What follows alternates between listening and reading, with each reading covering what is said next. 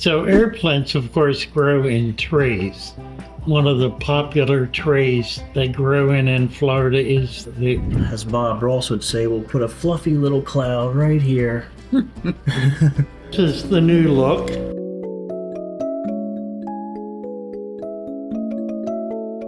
Well, hello. Come right on in. You're at Father Fish. Dina Stagg sent us the air plants.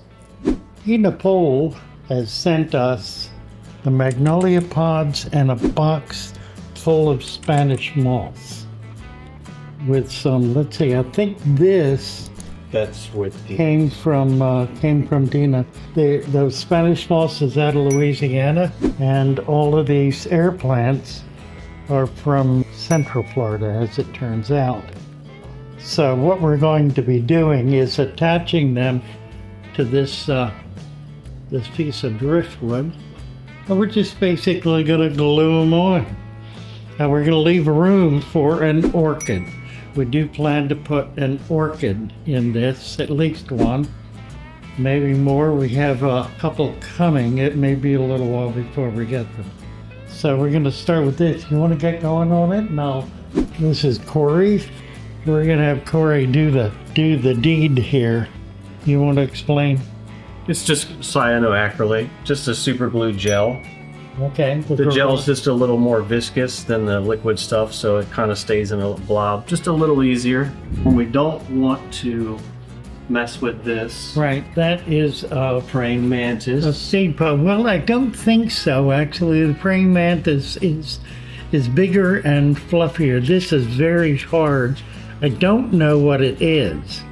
It's some kind of insect egg case that came in late this summer when we collected it. It may be not viable, but we're going to wait and see. We probably ought to pull things like this off, just where it's falling off, okay? Don't take it all off. I just wanted to get what was falling off. So air plants, of course, grow in trays. One of the popular trays they grow in Florida is the live oak, which is a very, very big, beautiful oak tree that when it gets really old will grow its branches out and they'll dip down to the ground to gain support and then come back up.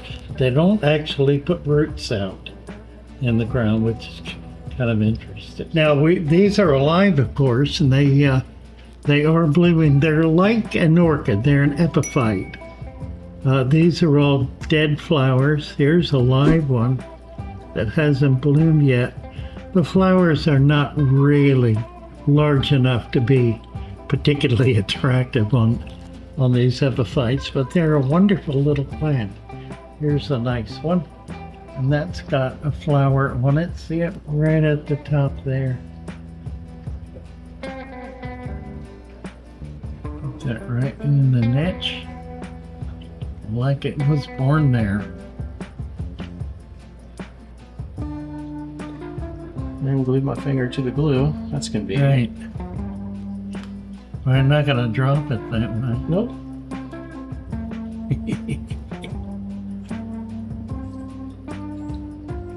Nice.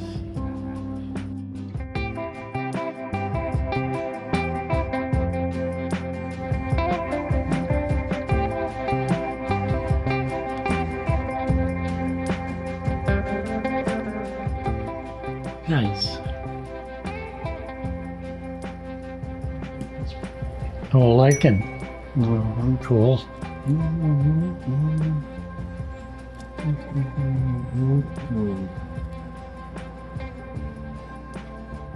This is always a test of one's artistry. And this has a number of different things growing on it. It's kind of interesting. It has lichens and some mosses. Yeah, I think it's good. That's good. Just let it It's set. staying there. We'll let it set up. Yeah, it looks good. A little ball of something.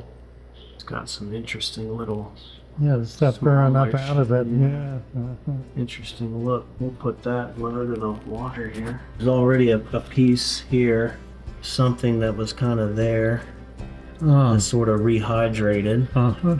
And we will just sort of accentuate that. As Bob Ross would say, we'll put a fluffy little cloud right here. Happy little moss cloud. Yeah, right. This is the new look with epiphytes and Spanish moss. And we'll get an orchid and some other more attractive plants growing on it and see if we can keep this going. Looking pretty cool, huh?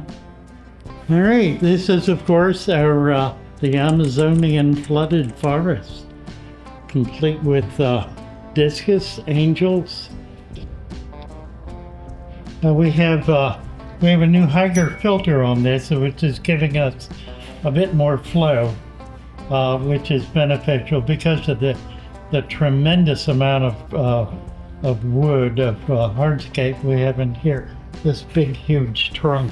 It's very well aged. It's an old trunk, but nevertheless is releasing a lot of tannins because we did not take the bark off of it.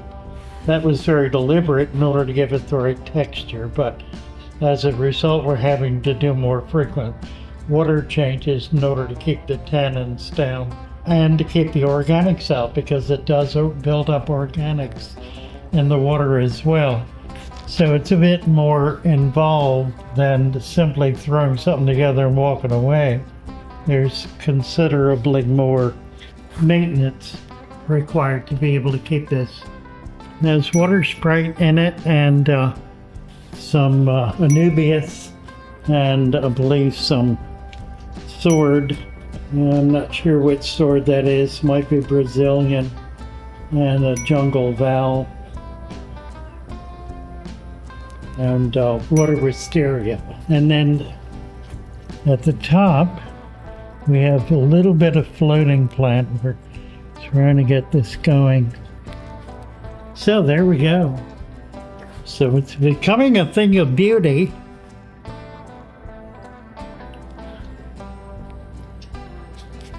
Coming along. How about that?